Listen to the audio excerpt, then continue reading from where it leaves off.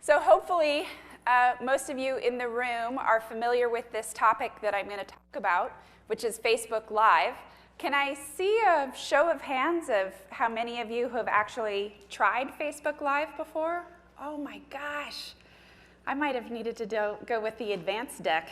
And how many of you have not tried Facebook Live? Don't be shy. Oh, okay, can you guys come up front? Or, no, seriously. We're going to do a little walkthrough, and if you want to do this, I could make it a fun way for you to do your first Facebook Live test. So stay tuned, get your mobile phones out. The power of Facebook Live is just in your pocket. So let me tell you a little bit about me. My name's Caitlin Angeloff, and I head up Global Social Strategy and Operations at DocuSign. And I've been doing marketing for over 20 years, but I saw the move in social media back in 2007, and I never looked back. It is absolutely, without a doubt, one of the fastest growing areas of marketing in terms of the ability to reinvent your career and reinvent how do you go to market to connect with your customers and your prospects. And as a marketer, that's the most important thing, right? Is we're always trying to connect with people. So when you think about social strategy, at DocuSign, we have an actual business framework. And upon my arrival at DocuSign, Live was not part of the strategy. And I said, we're going to change that. This is a new technology that Facebook is offering. We're going to take advantage of it. So you can steal this slide, get your phones out, take a picture of it. It's how you can go to the C-suite and explain to them how you're going to actually incorporate this into your everyday social media efforts. Everyone get it? I still see phones out. Great. Okay, hopefully this will be helpful. So what I'm going to go through is what is Facebook Live. Since so many of you raised your hands, I'm going to zip right through those slides. I'm going to give you a little bit about why now. Then I'm going to talk about strategy and execution. I'm going to give you a few case studies. Then I'm going to talk about measurement, so how do you actually show ROI from this, and give some guidance and best practices, as well as some recommended tools and resources for you. So it's a lot to cover in 30 minutes, and then I'm going to open it up for some questions, because I think that's some of the funnest part of presenting is to hear all your great questions. So let's go for this.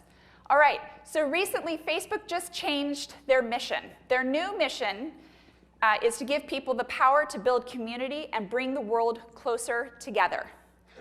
This is a new shift for Facebook because before they came out with this updated mission statement, it was about keeping the world open and connected.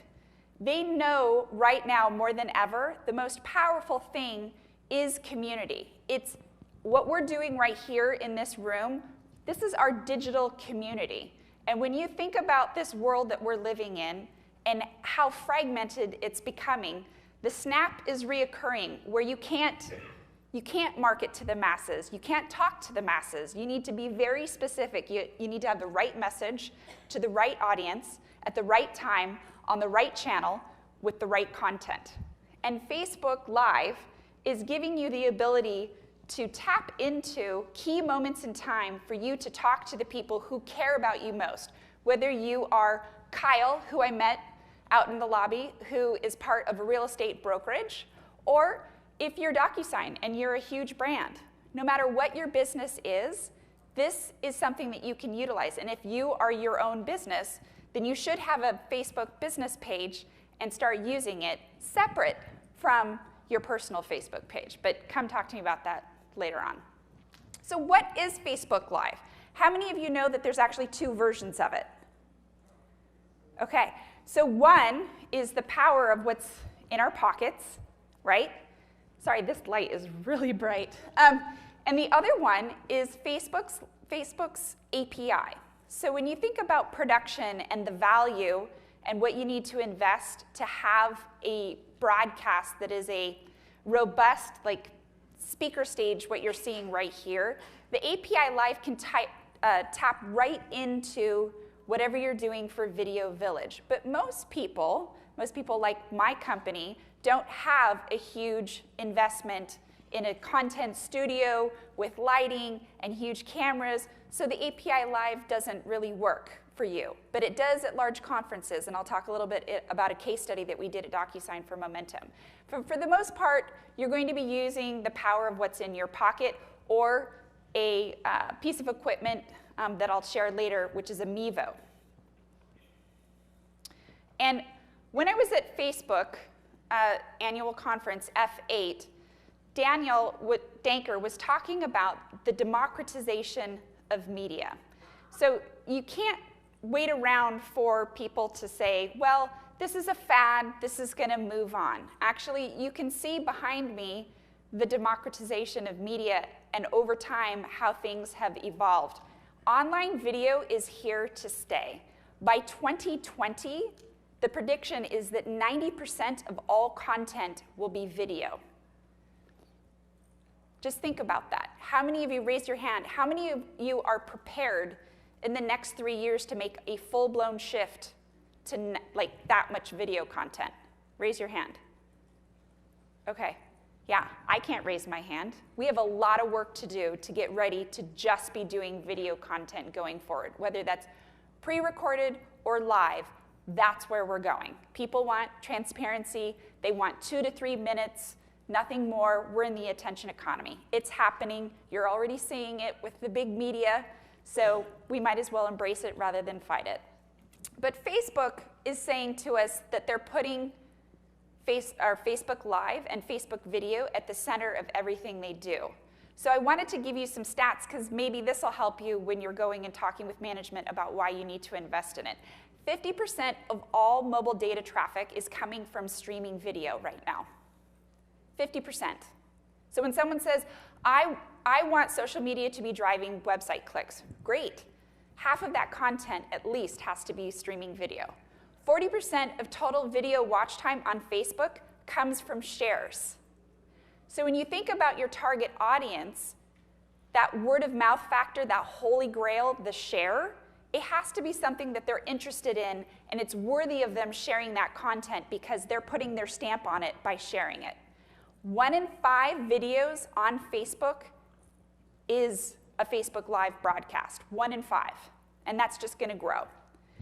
And there is a 4x greater daily time spent watching Facebook Live than any other content that's on the platform. So there's no question that video is at the center of what Facebook is doing. And they are putting all of their resources on it like they did back in the day when they were shifting from desktop to mobile. So it's just, you're going to see more and more of it, as you've probably seen with stories coming to Facebook. So why are you going to do this?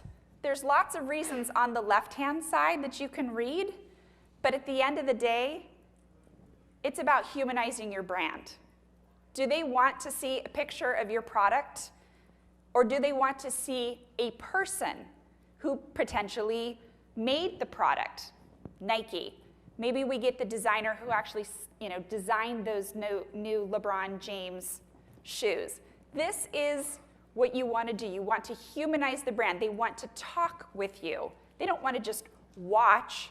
They don't want to be talked at. They want to talk with you. And the only way you can do that is through Facebook Live, where you can have this live interaction with anybody who has taken the time to come follow you on Facebook. So just remember, the main reason, we're humanizing our brand. So let's talk about the opportunity. I'm going to build this real quick. So it's affordable and it's easy. And I'll show you how easy it is for those of you who haven't tried it. It has amazing reach right now. The algorithm has opened up. Remember those days when you first started with your business page and you were seeing reach that was in the thousands and you had engagement rates that was above 2%, 3%. Those days are long gone unless you're paying to play. But those days are back when you have a Facebook Live broadcast. When you give it a try, how many raised your hand? Were you shocked at the reach? I see a lot of heads nodding. How about the engagement rate? Were you shocked at that? Yeah, it's pretty impressive. But we're in the early phase still, I believe. I think there's more to come. I can't wait for F8 next year to even see what else they've got up their sleeves. But it's not too crowded right now. So if you get in early, then you're ahead of everybody else. And right now, Facebook's not charging you for this broadcast. Do you think down the road they might charge us for a broadcast? Yeah, they got to make money. They're going to monetize this thing. But they're not going to monetize it until people are actually using the platform. So now is the time for you to start trying this. So let's talk a little bit about strategy and execution. You don't want to jump right in to a Facebook Live. You need to put some thought to it. So with my team, we actually storyboard out what it is we're thinking of doing.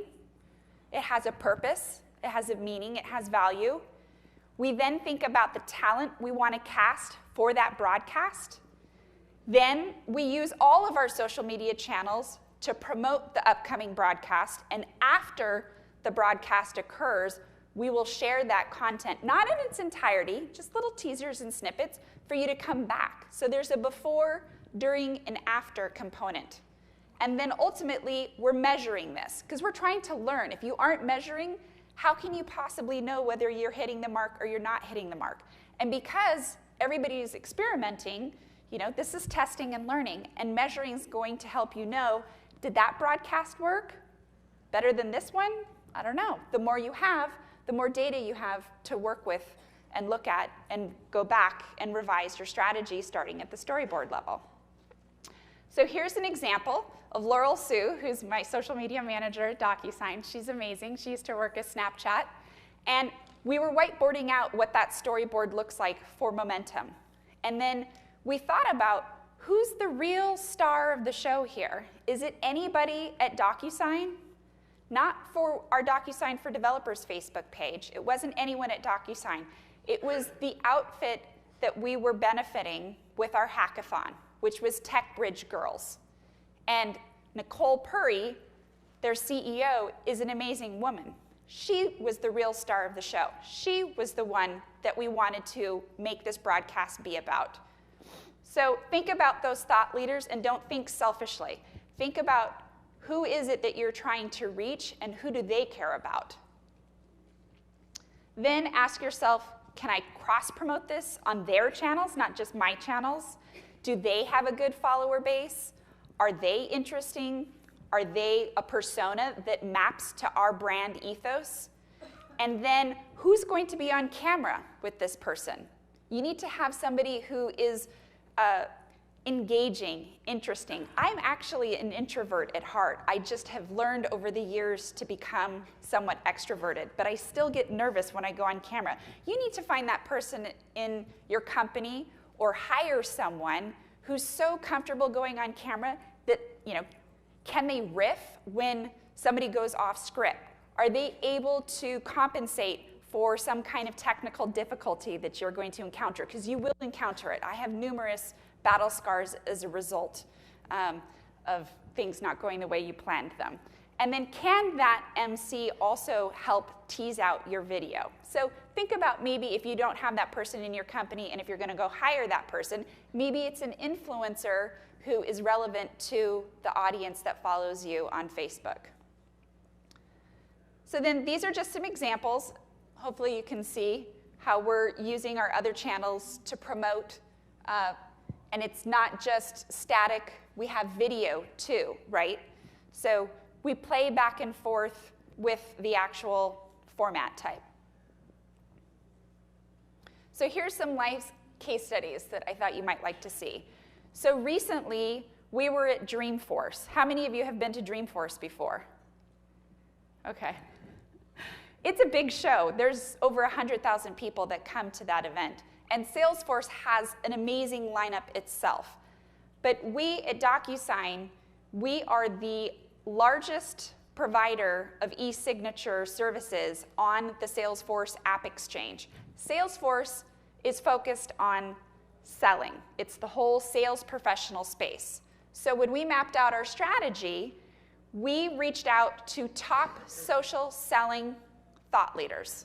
Coca Sexton was on day 4, but we had Jill Konrath, we had Kurt Shaver. These are people who index for social selling.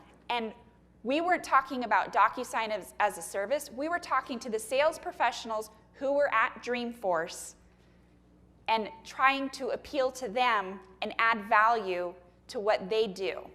DocuSign was not really part of that conversation. We just facilitated information that would be of value. And as such, this is what we got, organically. Organically. Then, when we saw this kind of traction, we doubled down and put a paid social bet on it. So this is nothing to sneeze at. Let's give you another one. How many of you in the room are real estate professionals? I know Kyle's in the room. Okay, hi Kyle. I'm sorry to call you out, but I told you I would.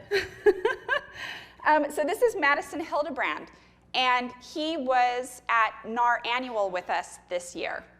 And we had 25,000 people that we reached with almost 5,000 total video views with over 3.4% average engagement rate. Awesome. Here's another one. This is me at Microsoft Ignite.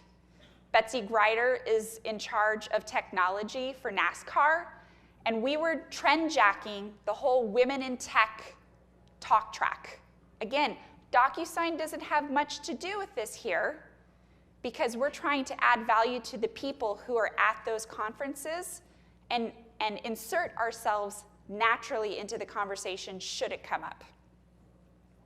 Almost 28,000 in reach, over 15,000 video views, and 1.8% average engagement rate. And I can't help but wonder when we saw that lower dip in engagement rate, because we had asked her on the fly when we met her at the conference if she was willing to do a Facebook Live. I can't help but wonder if it's because we didn't get to put our tried and true strategy in place of telling people this broadcast was happening beforehand. Because if we had, I think more people would have tuned in. So again, we'll have to test that a bit more, but I believe that's why we didn't have as big of engagement rate. And then this is from Momentum. So as you can see, again, almost 350,000 in reach with almost 15,000 video views and a crazy 12.9% engagement rate. When was the last time you saw that? Like, never? Exactly, never. So we're going to be repeating this again at our Momentum conference next year. So here's where those of you who have not done Facebook Live, this is where we're going to make your case study. So for those of you who want to take your phone out, come on, some of you have to go try this or my audience participation fails. So you want to open up your phone, and where it says status update, you want to click the live button, and you want to type in whatever it is you want to say. And we're going to keep this short. It can be as simple as, testing my first Facebook Live from #DSDAL. Somebody raise their hand when they've got that typed in. Anyone? Okay, I know it takes a second. I got one hand up. One person's ready. And the whole room's going to help count us down. Another person's ready. One more is ready. Anyone else? Okay. All right. Can everybody help us count them down? So we're going to go 5, 4, 3, 2, 1. And then you guys in the audience that are testing this, you're going to push your live button. All right, everybody, here we go. 5, 4, 3, 2, 1. Hit the live button. Hey, everybody, this is Caitlin Angeloff. I'm here at Digital Summit here in Dallas, and your friend is attempting to do the very first Facebook Live on their profile. So give them a like, weigh in, say a few things, have a comment. They're going to keep this broadcast running for at least 2 to 3 minutes, and I'd love to see what happens. Let's make this a real case study so that your friend has some data to work with and take back from this particular conference. So stay tuned, and we'll keep going here. So from a measurement standpoint, and again, time yourself, it's about 2 to 3 minutes. From a measurement standpoint, what you want to look at is total reach. So at the end of this broadcast that you're pushing out, you're going to see how many of your friends actually saw this piece of content. And it's going to take time. The algorithm is going to keep serving this content. It's serving it hard right now at this moment, but after you hit finish on the broadcast button, it will keep going and it will keep serving this in your feed to people that are your friends. Then you're going to pay attention to the completion rate. How many people actually watched the video all the way through to completion? So from the time that they were served the live notification and feed to the time that they actually stopped watching, that is what you want to pay attention to. And some will drop off. Usually it's at the 2 to 3 minute mark you'll see some big dips. But friends who are interested in what it is you're sharing on your feed right now will potentially watch for the total completion, which is great because that's going to help you know how long you should actually be running your Facebook Live broadcasts. And then ultimately, you want to look at the number of comments and feedback because that's part of your engagement rate. So I'm going to wave goodbye to everyone that's using this as their Facebook Live test, and you're going to hit the finish button. Yeah? Good? All right, let's give them a round of applause. So now you have your own first Facebook Live case study. So testing and learning, when you go back and you actually put this into motion, don't be too hard on yourself. We're always our worst critics. We think that it didn't go great, or we should have had the lighting different, or we should have had the sound more contained. You gotta give yourself a break. Try 10 to 15 of these broadcasts before you actually make a decision as to whether or not this is something that's right for you. But you have to test and learn and be comfortable with that, because that's what we are in social media. Ultimately, we are scientists, and we're trying to figure out what does and does not work. Again, ultimately, you want the completed rate. That's what you're going for. And what you really want is to not get a ton of negative feedback. So the unfollows or the hide post or somebody actually commenting and harshing on you, like if you don't get a ton of that, I think you're doing okay. When you see a massive cliff where your followers, like, in the thousands go, "Boo," or in the thousands say, "Hide that post," okay, maybe that broadcast wasn't so great, or maybe they weren't that interested in it. But my point being, a few here, a few there, not that big. Test and learn. So some guidance for you. So again, I mentioned this already.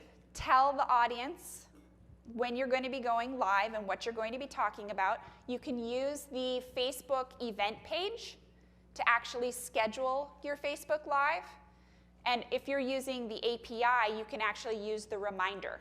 So it depends on which type of broadcast you're going to do, but you should also just do some regular posts too. In addition to the Facebook event page, put out a Facebook post, put out an Instagram post, put out a tweet. Tell everybody that this thing is happening. It's like a webinar, right? Tune in. Tell them about it, when it is, save the date. You want to have a catchy description. So I recommended to you in the audience, probably not the most witty, catchy headline, but think about what it is that you want to say that's going to grab everybody's attention, that when it gets flashed into their feed or it's thrown into their notifications, that it's something that arrests them within 5 words that they'd want to tune in. Say hello to people. So today you were broadcasting with me, but when it's yourself and you have more time, say hello to the people as you see them tune in. Ask them questions, ask them to comment back in. It's not that far off that Facebook with a friend will be Facebook with many. So just know that there's going to be more interaction coming. There will be more ways for you to interact during a broadcast than just comment. And then you want to test the lengths we talked about. You also want to work with your team, because there should be at least 3 of you. There's got to be someone who is actually on camera. There's got to be someone who's holding the camera, so there at least needs to be one person you're doing signals with. But potentially, if you have a higher production value crew, you all have to have code for each other, like if the internet went down, like stop, right? Like, I don't know what your hand signals are, but our team found out signals because, well, we were testing and learning, and we're like, dang, we needed a signal for that, because if we had said, stop, that doesn't sound awesome. So test out some different angles. It's pretty boring to see a talking head all the time. Look for some interesting shots. Actually go and scout locations that would be interesting, that has a neat background. But make sure that from a sound standpoint, it's not so open like this room that the sound's going to reverb. And then lighting is actually pretty important. I was doing a Facebook Live right down here before I came on stage, and it was very grainy and very dark because the lighting wasn't great. So just things for you to think about, that if you haven't done this. I didn't come from the broadcast world. I figured this all out over the last 2 years. I just had a management team that was willing enough to let us try all of these things out so that we got better at it. So, how many of you have heard of a Mevo? Raise your hand. Awesome. How many of you own a Mevo? Best money I've ever spent. This camera, created by Livestream, is able to, within an iPad, it gives you the power as if you had a 2-camera shot going on. And it does it naturally based on sound. So if you have a person sitting that's doing the interview and you have the interviewee, when the mic picks up sound from the interviewer, it will cut to the interviewer. And then when the other person starts talking, it naturally cuts to the other person. And then you can also override the shots altogether from your iPad as you stand back. And you can play with the sound and moderate it up and down. The power that we now have for less than $1,000 used to take hundreds of thousands of dollars to do. So this is now, like I said, truly affordable, totally worth the investment. Livestream can thank me later for the pitch. The next one, if you are not going to get a Mevo and you're going to be doing this from your phone, we are human. We naturally shake. So I recommend a stabilizer. I particularly like the Osmo from DJI. A little more expensive if you want the fancy one with all the bells and the whistles, but again, I think it's worth it. Go take a look at it. Those are my top 2 tech recommendations for you. And then last but not least, what's next? So live 360 video. When I was at Facebook's F8 conference, they gave all of us 360 video cameras. So if you think about what you're doing right now with your phones, eventually there's going to be 360 cameras, and it's going to take the whole shot so a person gets a completely immersive experience. So it's coming. It's already here, but the technology is still, I think, a little bit cost prohibitive, but it'll come down in price. Facebook also launched the Facebook TV app. So they are looking at you as user-generated content, right?